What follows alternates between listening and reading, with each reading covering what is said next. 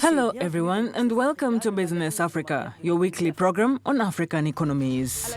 In today's program, production and exploitation of rare earths. Can Africa be an alternative to China? If so, the continent could have millions of tons of these coveted resources. And Kenya's growing gaming industry is attracting more and more investors.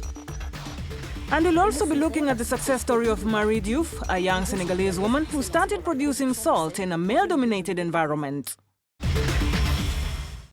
Can Africa be the alternative to China in the supply of rare earths? The issue is now taking center stage as the trade war between the United States and China continues. Can countries bursting with these raw materials such as Kenya, Burundi, Gabon, Madagascar, South Africa, Malawi and even Tanzania compete with China, which accounts for 71% of the global production? Michael Dibier gives us the details on this.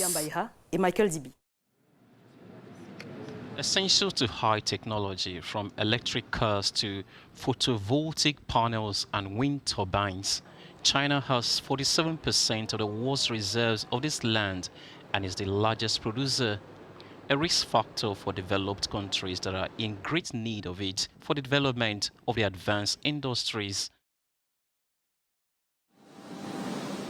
After the blacklisting of the Chinese company Huawei, analysts fear that Beijing will cut off mineral supplies to Washington as it did in 2010 against Japan.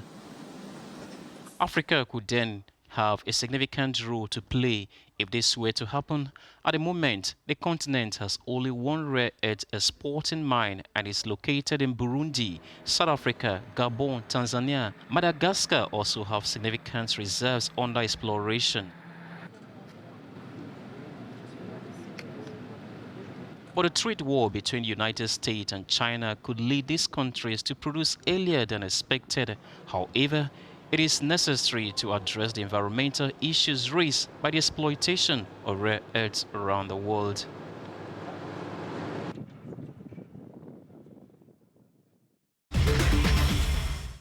We talk about this with Martin Eels, President and CEO of Rainbow Rare Earths Mining Company. He joins us from London.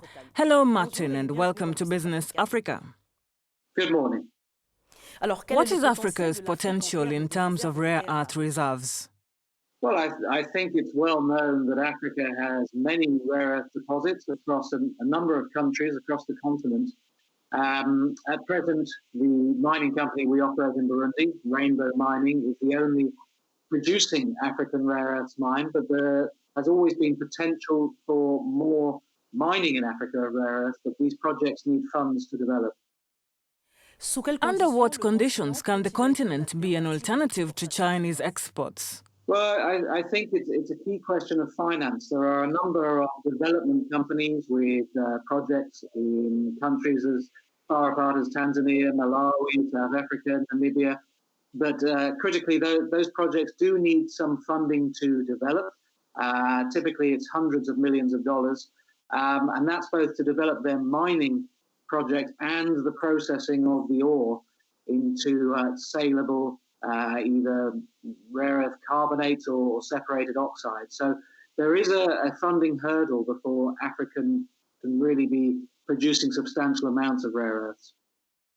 And what are the potential economic benefits of rare earth exploitation for African countries?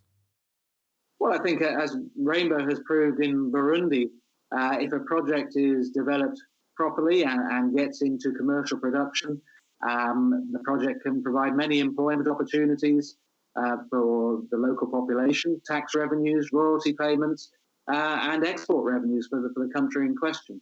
And we're pleased at Rainbow to have contributed already to the state of Burundi. And the last question, how can we avoid the serious environmental problems associated with the exploitation of rare earths? Well, it's a good question. I think it's well known that some of the Chinese production has committed some environmental abuses. I think governments across Africa must ensure that operators uphold the highest safety and environmental standards. I'm pleased to say that at Rainbow in Burundi, we are one of the greenest mines in Africa. We have no explosives, no chemicals, no reagents in our processing. So very little environmental impact on the country. Many thanks indeed, Martin, for accepting to speak to us today.